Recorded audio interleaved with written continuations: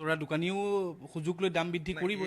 সেই সুযোগ যাতে লৈ তেনেকুৱা কিছুমান অসাধু ব্যৱসায়ীয়ে ইয়াৰ সুযোগ গ্ৰহণ কৰিব নোৱাৰে। এইটো বুজি পালে হ'ল যে মুৰ্গীৰ দাম কোনো বেপাৰীৰ কাৰণে নাবাঢ়ে, কিছুমান চৰকাৰী কৰ্মচাৰীৰ বাবেহে বাঢ়ে। এইটোৱে মনত ৰাখিলে হ'ল। আমি গভৰ্ণমেণ্টৰ পৰা ইতিমধ্যে অৰ্ডাৰ কৰিছোঁ, সিদ্ধান্ত লৈছোঁ, আৰু খুব কম দিনৰ ভিতৰতে এইটো এফেক্ট হ'ব। মানে আজিৰ পৰা এয়া কাৰ্যকৰী হ'ব। মানে চাওক, এটা এৰেঞ্জমেণ্ট এটা লাগিব, কাৰণ আহিয়ে আছে নহয়, ট্ৰেইনতো আহে, গাড়ীতো আহে, গতিকে আমাক হয়তো এদিন সময় লাগিব, 2-3 দিন সময় লাগিব, কিন্তু এইটো বন্ধ কৰিম, সেইটো খাটাং।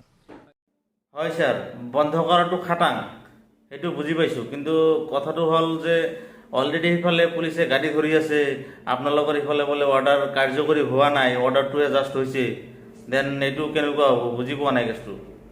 এতিয়া মন্ত্ৰী ডাঙৰীয়া এইখিনি কথা কোৱাৰ লগে লগে চাওক, বজাৰত ৰাইজৰ গ্ৰাহকৰ মাজতে হওক বা সাধাৰণ যিসকল বিক্ৰেতা তেওঁলোকৰ মাজত হাহাকাৰ হ'ব। এই কথা কৈ দিছোঁ যাতে কোনো কাৰণতে যাতে দাম বৃদ্ধি নাপায়। মুৰ্গীৰ দাম বাঢ়ি যোৱাটো খাটাং, কিয়নো যেতিয়া বাহিৰৰ পৰা গাড়ী নাযাব অসমত, তেতিয়া অসমৰ যিখিনি মুৰ্গী আছে সেইখিনি ধৰক 10 দিন, 15 দিন, 20 দিন, কিবা 1 মাহে চলিব পাৰিব। তাৰপিছততো লাগিব না, আমি চবেতো মুৰ্গী খাব লাগিব না। সেই কথাখিনি আমি কৈ দিছোঁ। খুচুৰা দোকানীও সুযোগ লৈ দাম বৃদ্ধি কৰিব। সেই সুযোগ যাতে লৈ তেনেকুৱা কিছুমান অসাধু ব্যৱসায়ীয়ে ইয়াৰ সুযোগ গ্ৰহণ কৰিব নোৱাৰে, তাৰ কাৰণে আমি বিভাগকো কৈছোঁ যে আপোনালোকে সতৰ্ক হ'ব, আৰু ফাৰ্মাৰসকলকো আমি কৈছোঁ যাতে কোনো কাৰণতে যাতে এইটো নহয়।